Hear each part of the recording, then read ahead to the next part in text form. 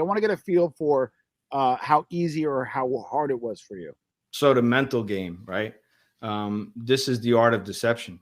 You know, you're not a liar. You're not an actor. You don't get second takes on this. This is the art of, this is truly, truly the art of deception. So if I want a question answered and I got to find out somebody's last name, and, you know, I got Joey Bag of Donuts, right? And I don't know who Joey Bag of Donuts is, and I don't know who he's with. I can't just say, you know, hey, that guy Joey, who's he with? You know, I might not get it. Oh, don't worry about him. That means shut up, right? And you better know. But an unseasoned detective might just keep, yeah, but who was he? What family is he with? What Bogart is he with? Anybody? He's a made guy. What's his status? You're asking all these, you're peppering me with questions. Sometimes it's better to have emotional intelligence and let it roll and come back and visit it a later date. And that's what I used to do, right? So, yeah, but there were a lot of moments. There were moments when I kind of let my guard down myself. Stupid things I did. You know, one time I had my FBI ID on me. I never told anybody that, you know, and it fell under my seat, you know, and I was done. And I don't know how I found it days later. And I was like, holy shit, how long has this been under here? You know, and it's, you know, federal government FBI ID. And, you know, I didn't know how long it was under my seat of my driver's seat of my car. You know, other times I would let my guard down and I would get comfortable because, again, when guys are reporting to you, that kind of goes to your head a little bit. Yeah. You know, it does, because guys are like, but again, there was a great time when I had dinner with all my guys and they were all talking about Rico. I watch this Rico, man. This Rico will get us all, you know, it'll jam us all up. And of course, sitting here, we know they're talking about the Rico, the federal charge, racketeering and influence, right?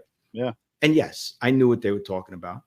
But again, as a season of the cover, I'm sitting there going, and now I'm acting a little bit. And I go, hey, who's this Spanish guy, Rico? And why the F are you all afraid of this guy?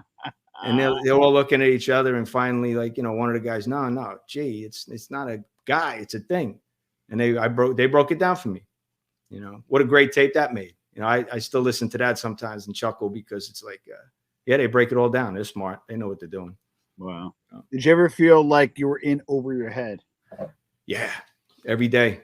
Oh, wow. Every day. Once I got with Charlie, I knew I was in over my head. And once I knew those times early on when I can make it home to my family, then it was, I'm not making it home. I can't take that chance, you know?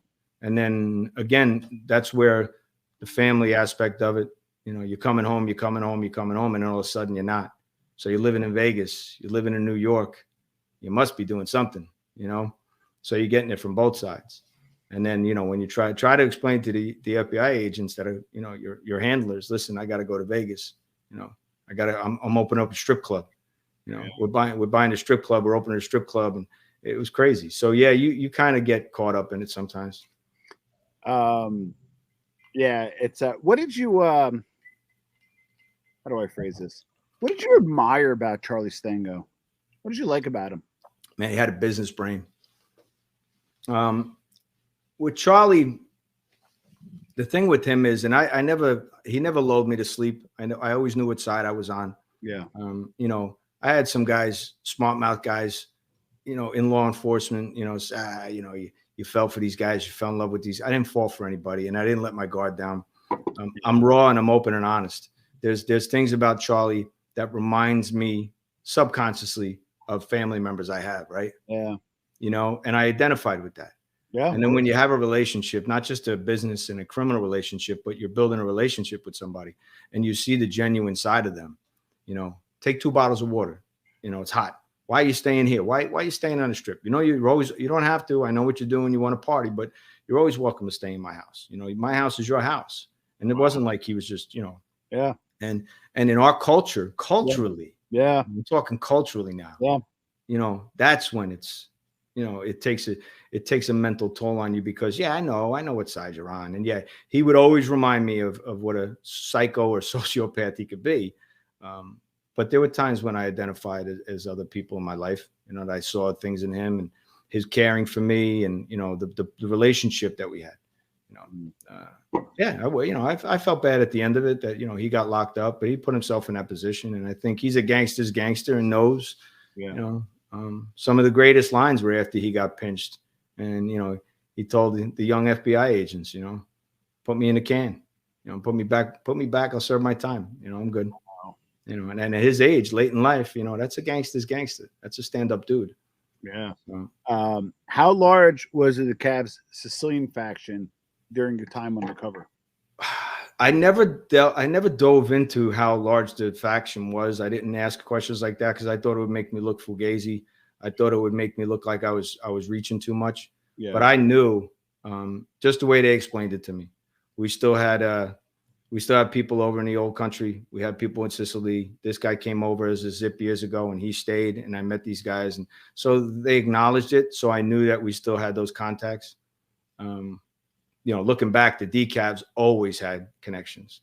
Yeah. And as of recent, I'm finding out of all the connections they had to Moscow and the Russian mob. Oh, huge ties. I can't wait to talk about that one That's day. Next book. It's crazy. And yeah, they were pipelined in around the globe. So where'd the mob go wrong? And I'm going to give my quick opinion. So I look at like the mob in two ways, right? I just interviewed Anna Sergi. I'll send you the link. She's an Androgynous expert on the Calabrian side of things, Italy side of things. So they like persevered because they got into drugs. The U.S. mob didn't get into drugs. I'm not talking about the morality of it, but I'm saying they didn't get involved with drugs at a large scale. But there's few things the Cavs and the American mob, mistakes they made. I hate having an opinion on Gotti. Gotti didn't single-handedly take down the mob. In your opinion, being on the inside, what are some of the mistakes the mob made, the Cavs or broader, in your opinion, that was really kind of their undoing? I guess some of it was the media. Like you just said, it's not all John Gotti's fault, right? Yeah. But long before John Gotti came along, the original Teflon Don was John DiGilio from Hudson County. Yep. Because that's what caused him ultimately, I think, to get clipped.